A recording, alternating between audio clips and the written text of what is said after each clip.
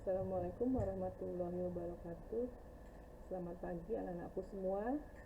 Mudah-mudahan kalian semuanya sehat semua dan tetap semangat dalam pembelajaran daring. Mudah-mudahan COVID segera berlalu. Baik anak-anakku semua, kali ini Ibu akan menerangkan mengenai materi 3.10 mengevaluasi hasil usaha, yaitu tentang rasio keuangan. Ya, kalian sudah membuat rangkuman, sudah mencatat semua contoh-contoh perhitungannya. Sekarang Ibu akan sekilas saja untuk menerangkan tentang rasio keuangan.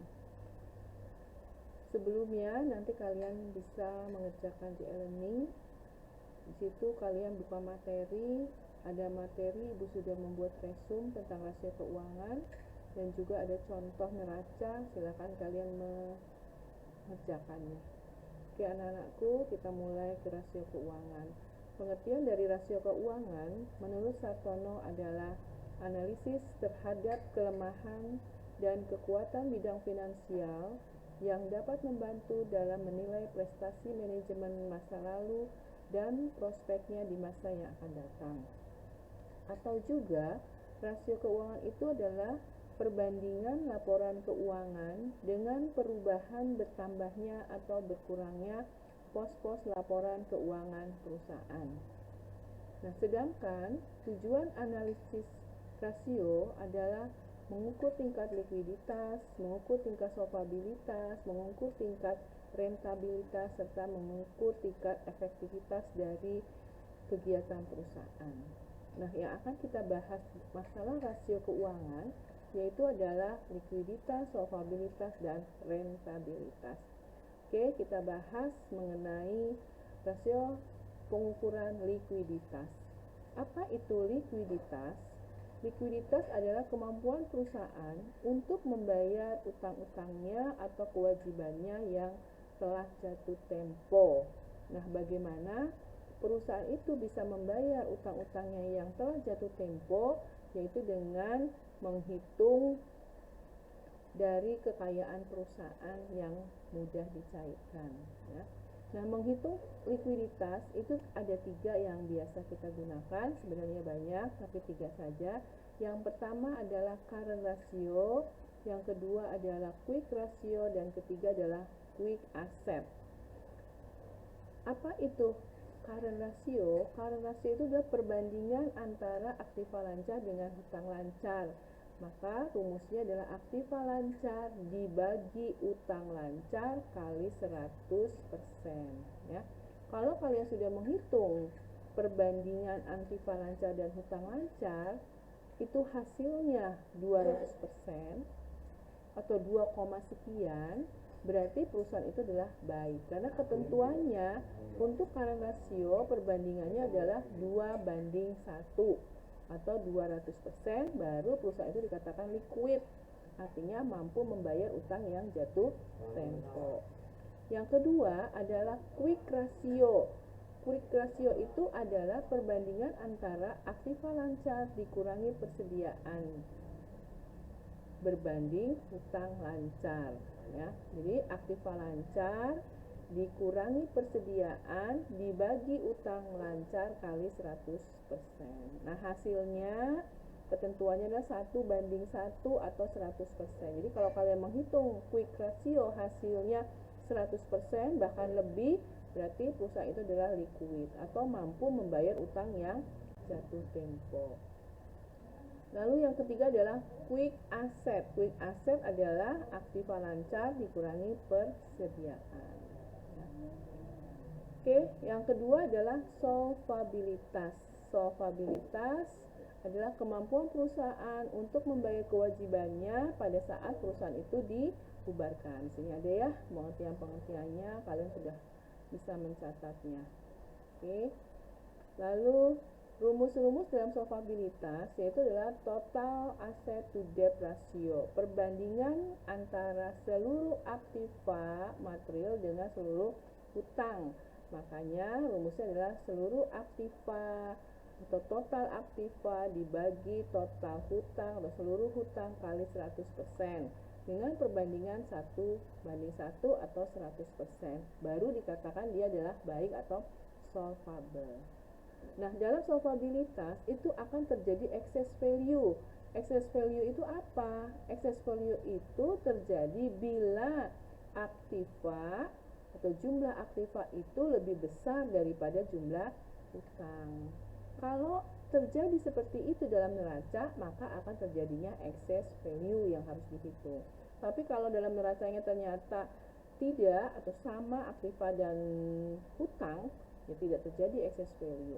Rumusnya adalah seluruh aktiva dikurangi seluruh hutang dibagi seluruh aktiva kali 100%.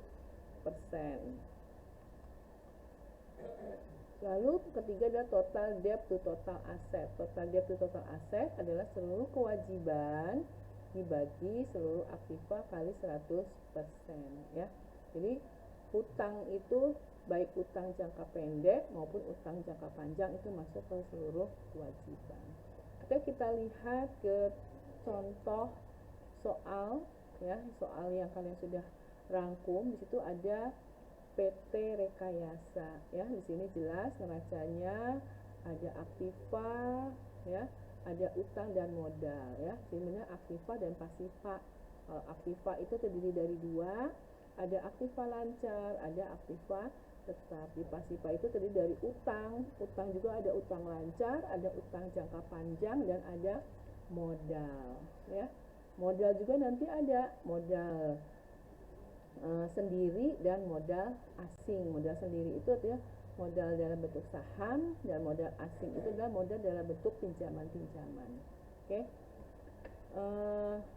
Sekarang kita akan menghitung ke likuiditas, ya. Tadi likuiditas yang akan kita hitung adalah dengan current ratio, quick ratio, dan quick asset. Oke, kita contohnya di sini ada, ya, likuiditas current ratio. Current ratio itu adalah aktiva lancar dibagi utang lancar kali 100%, ya, sebenarnya kali 100%. Berapa? Nah, aktiva lancarnya di sini jelas ada jumlah aktiva lancar 1.400.000. Jumlah utang lancar 560.000, ya. Jadi current rasionya adalah 1.400.000 dibagi 560.000 adalah 250%, atau kalau dalam rasio adalah 2,5. Sementara ketentuan untuk current ratio itu adalah 2:1. Artinya kalau kita sudah menghitung current ratio ternyata hasilnya 2 atau lebih, atau 200% atau lebih, berarti perusahaan itu adalah liquid, ya, berarti baik, artinya mampu membayar utang yang jatuh tempo. Lalu quick ratio rumusnya aktiva lancar dikurangi persediaan dibagi utang lancar, yaitu aktiva lancarnya 1.400.000 dikurangi persediaannya adalah 840.000 dibagi utang lancarnya 560.000, ya. Hasilnya adalah 100% atau 1. Berarti kan ketentuan dari quick ratio adalah 1:1, ya. Berarti dia mampu membayar utang yang jatuh tempo dari quick ratio-nya juga. Sedangkan quick asset adalah aktiva lancar dikurangi persediaan.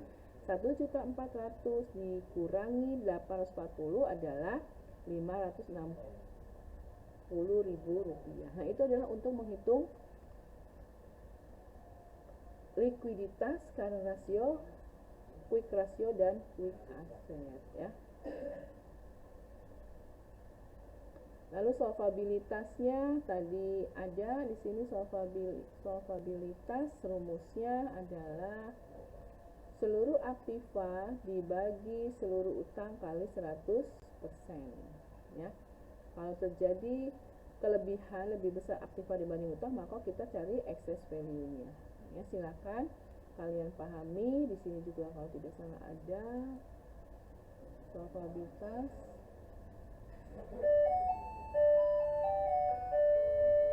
Total debt to total capital, total hutang.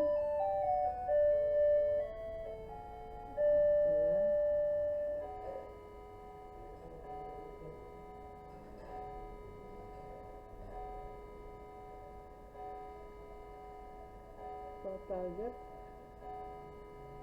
to total capital. Total utang hak aktiva dibagi utang.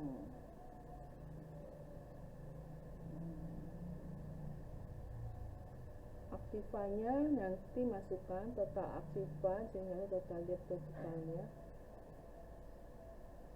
solvabilitas ya. Nah, itu saja rumus yang Ibu berikan ini. Total aktiva dibagi total utang, berarti aktivanya masuk ke sini semua aktiva. Jumlah aktiva lancar dan aktiva tetap. Jadi 3 juta dibagi total hutang. Hutangnya itu adalah utang lancar dan utang jangka panjang. Tidak masukin modal, hutang aja. 3 juta itu adalah modal ditambah utang. Sementara utangnya hanya berapa? 560.000 ditambah 600. Berarti 1.160.000.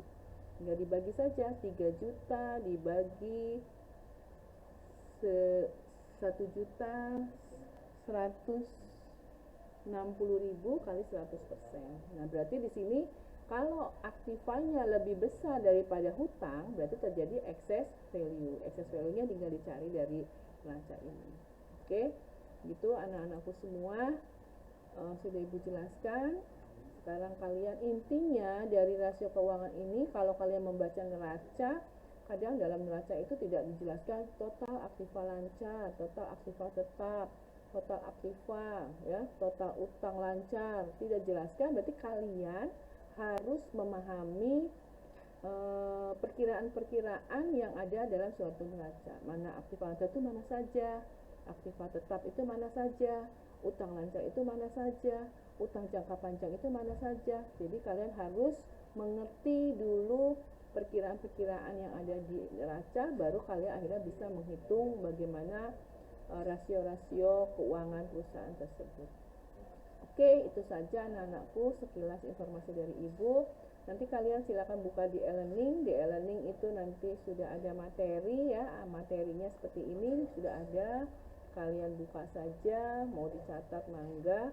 Lalu silakan kalian kerjakan juga. Di situ ada latihan soal mencari likuiditas dulu saja ya. Likuiditasnya dicari, dikerjakan di kolom pesan, ditulis dulu saja di buku, lalu kalian foto, kirim di pesan ya. Oke, itu saja. Nanti untuk pertanyaan-pertanyaan yang kurang jelas bisa dipesan. Oke, terima kasih anak-anakku waktunya. Wabillahi taufiq wal hidayah. Wassalamualaikum warahmatullahi wabarakatuh.